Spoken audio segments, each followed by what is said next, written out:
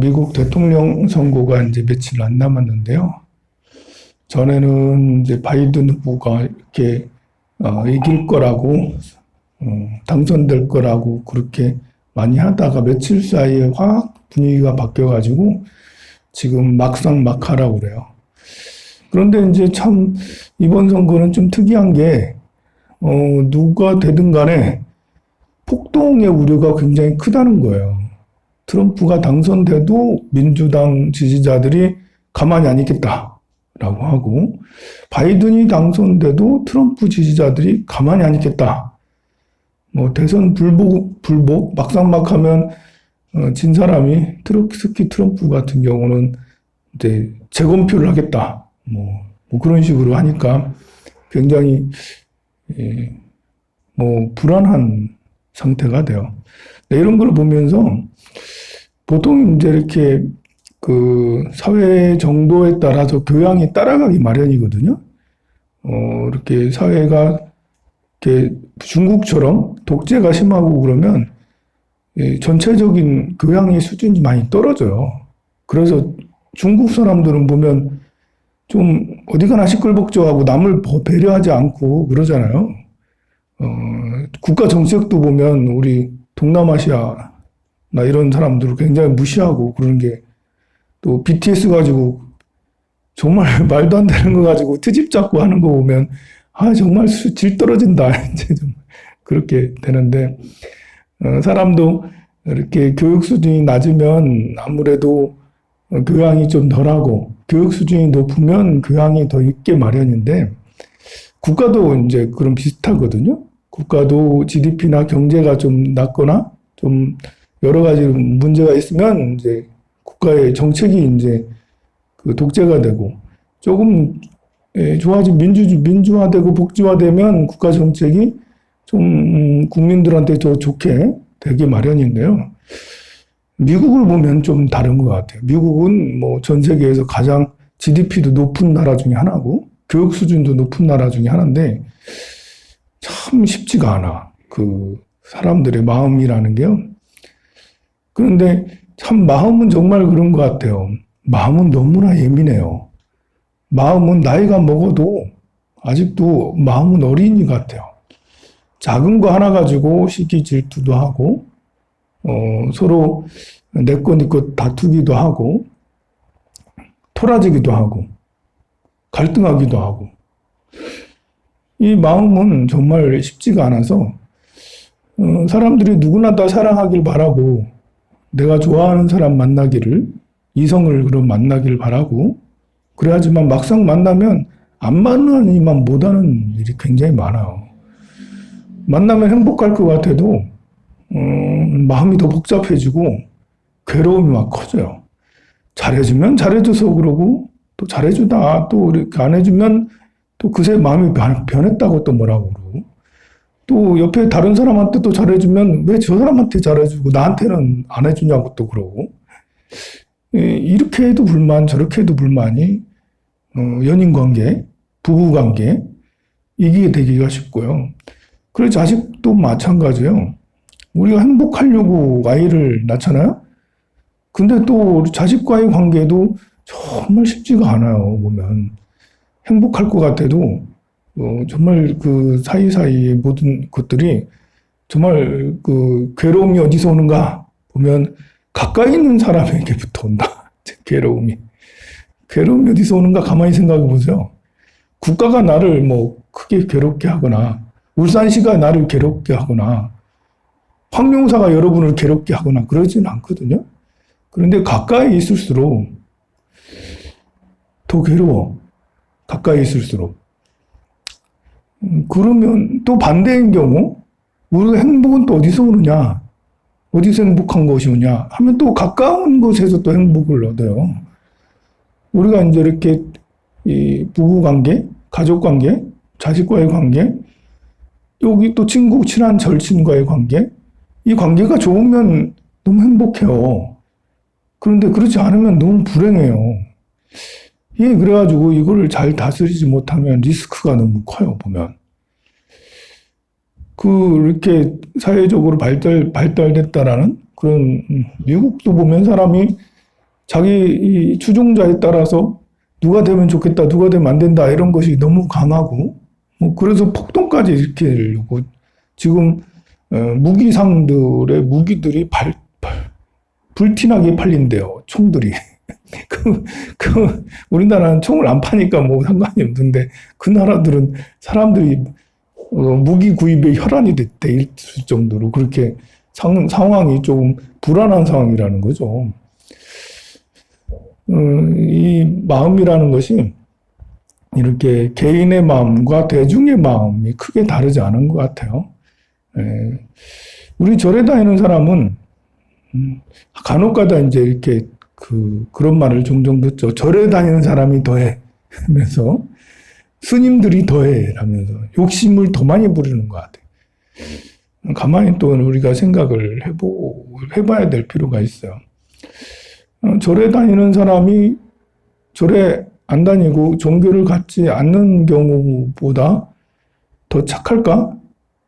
더 선할까? 좋은 일을 더 많이 할까? 절에 다니는 사람이 좋은 일을 더 많이 할까? 아니면 절에 안 다니는 사람이 좋은 일을 더 많이 할까? 절에 다니는 사람이 더 행복할까?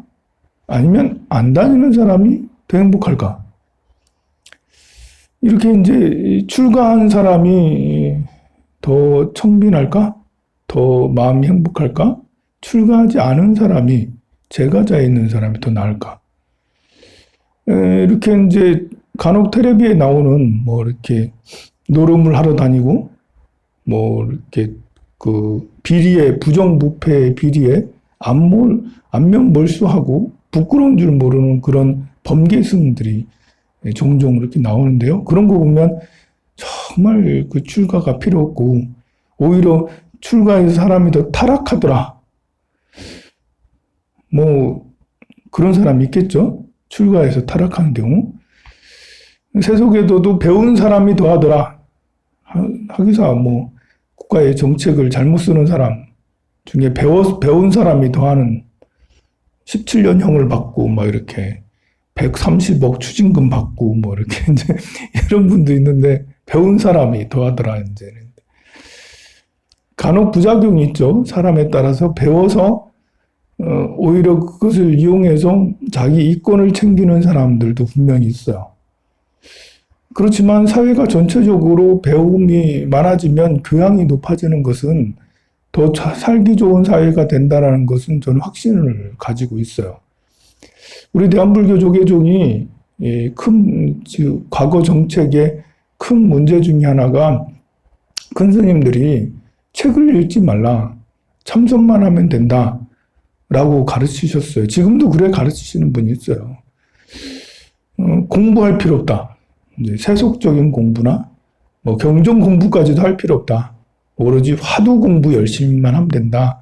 라고 해서 저도 처음에 출가했을 때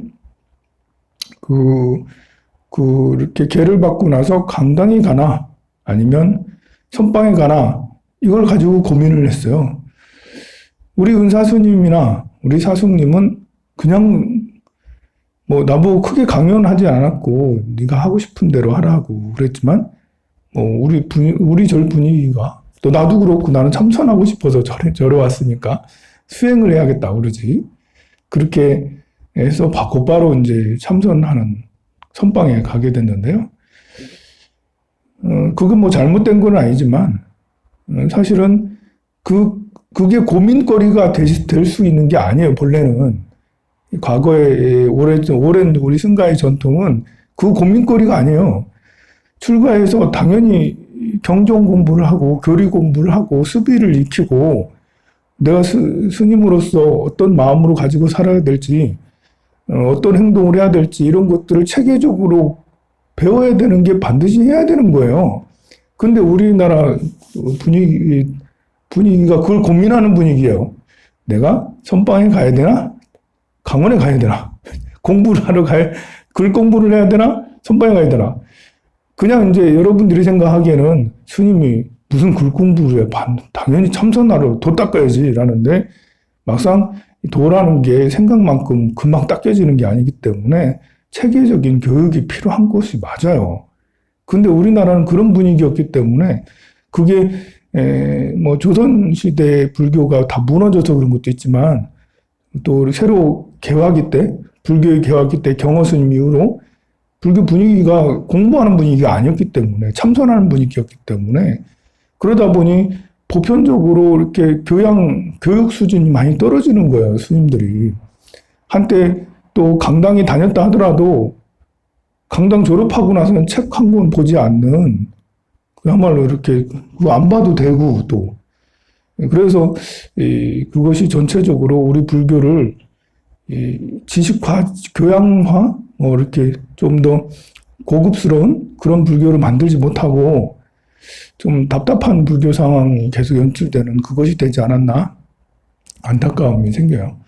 또 우리나라 전체적으로 보면 우리나라가 독재에서 벗어나는 것도 거의 모든 국민들이 고등학교, 대학교를 다 졸업하고 그러기 때문에 독재에서 벗어났다고 저는 아니 그 박정희 대통령도 훌륭하시고 전두환 대통령도 훌륭하시고 그 이후에 김영삼 뭐 이렇게 다 또 김대중 대통령 다 훌륭하죠. 정치 지도자들이 잘해서 우리나라가 이렇게 발전했다고 할 수도 있지만 저는 그거보다 더 중요한 것은 우리나라 사람들이 교육열이 높아가지고 최소한 다 고등학교는 다 나오더라.